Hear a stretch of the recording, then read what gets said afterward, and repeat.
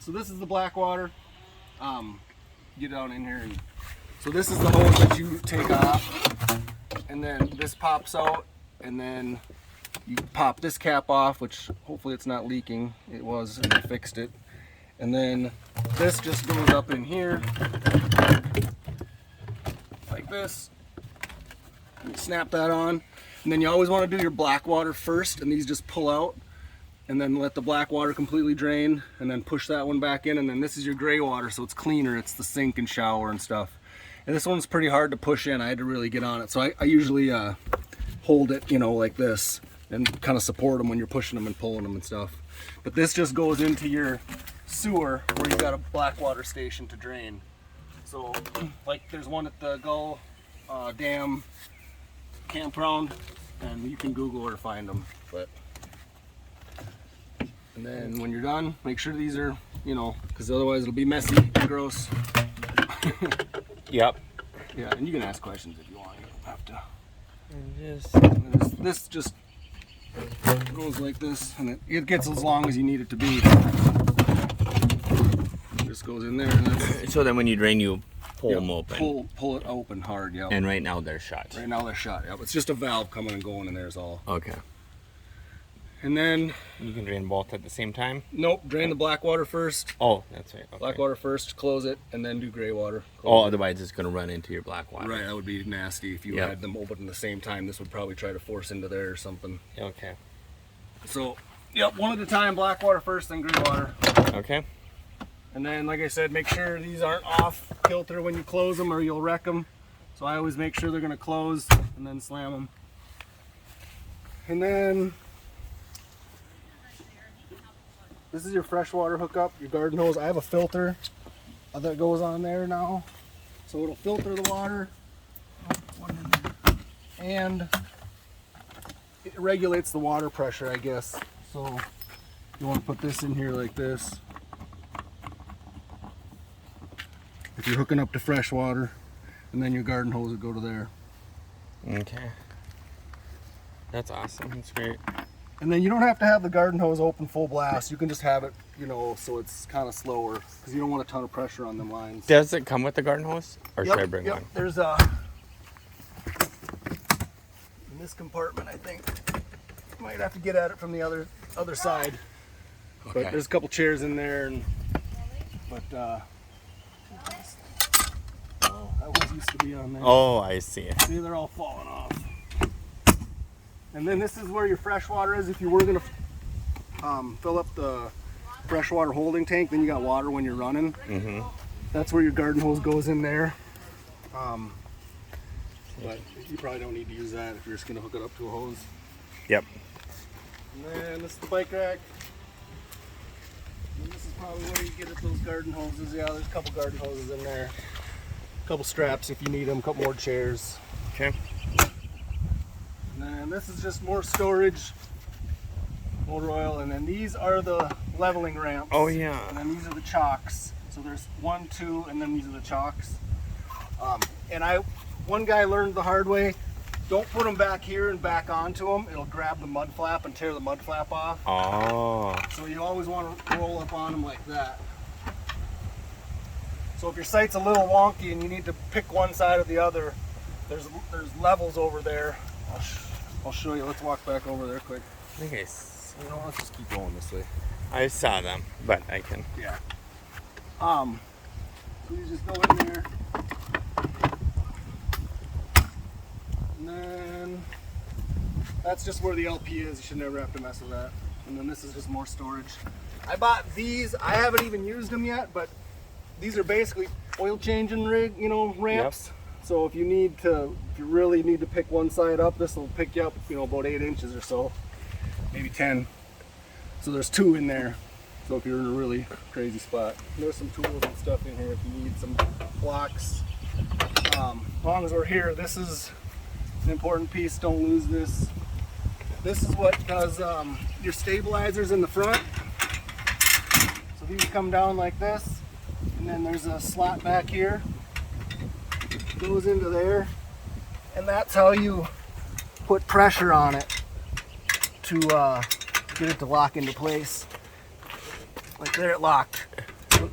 and then you do the other side, and they might not seem super stiff, but when you're in there, it'll stop it from rocking around. Okay. So, and then all you do to get that up is you go like this, and then it goes up, and then you have to pull it. Like I said, so don't lose that. That bends pretty easy if you reef on it too much, so it's kind of a chintzy thing. Okay.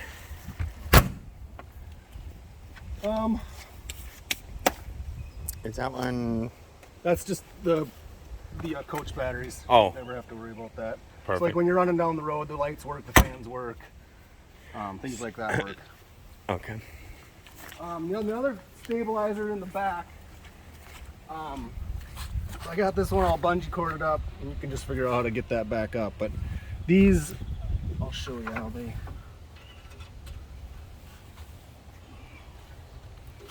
Maybe I'll get a better bungee cord on there too. These drop down like this, so the other one would drop down too. I believe the other one has a little bolt and nut in here that holds it, and I think there's a. Remember where my little. I have a little pliers.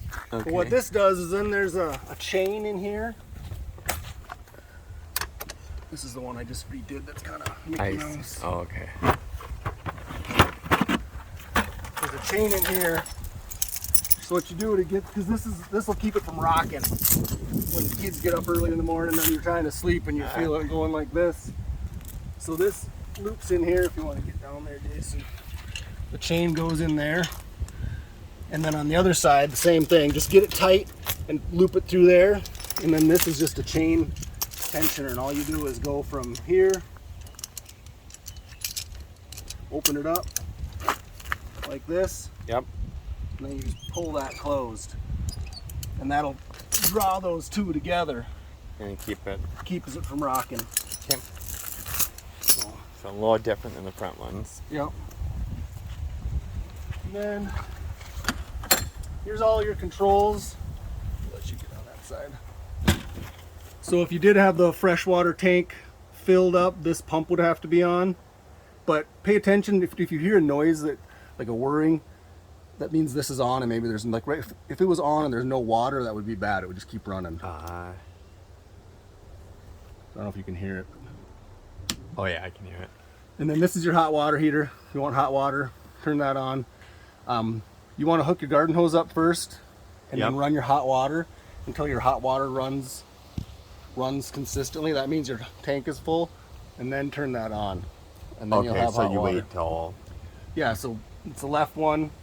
Get your garden hose hooked up. Run that. It's gonna spit and sputter, and it's gonna splash you if you're not careful because there's air in the lines and stuff. Do I need to turn that on? So don't turn the heater on until I fill hot water out of there. So make sure you're getting water coming out of there. It'll be cold water, obviously, but make sure you're getting water. Water out of there. Then out of the hot side. That means the hot water heater's full. Okay. And then you turn that on if you want hot water. And then that would heat up the water. Yep. Okay. And then these are your gauges for your gray water, black water, fresh tank, battery, and LP. So this is how you know how full you are in your gray and your black water. And you don't want to empty your black water till you're like at least half, maybe 3/4 full. Okay. So otherwise it just doesn't have the volume to force all that stuff out of there. Oh, okay. Good. Good to know. And then there's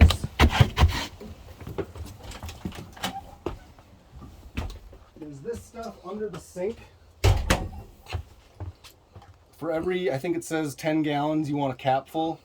So maybe every day I put one cap full in there already. Okay. And it just helps break down all the junk in the black tank to. So put that in the black water tank, one cap full there. Yeah, and this is under the sink. Okay. There's should be toilet paper under the sink. There's more extra under the bed. Okay. And no stove. Huh? No stove or stove? No Is oven. There oven? It works on propane. Okay. Yeah, it still works. But there's no oven. There's a little toaster oven. Perfect. We probably won't use it. Okay. And then actually here, the very last thing I want to show people is what the gas gauge looks like when the truck is running. This is what it should look like when you return it. The full needle. You can see how it's past the white mark a little bit. The gauge goes way past it, so It looks about a half a tank. So make sure it looks like that when you turn it. That's it. Thank you. Any questions, call or text me.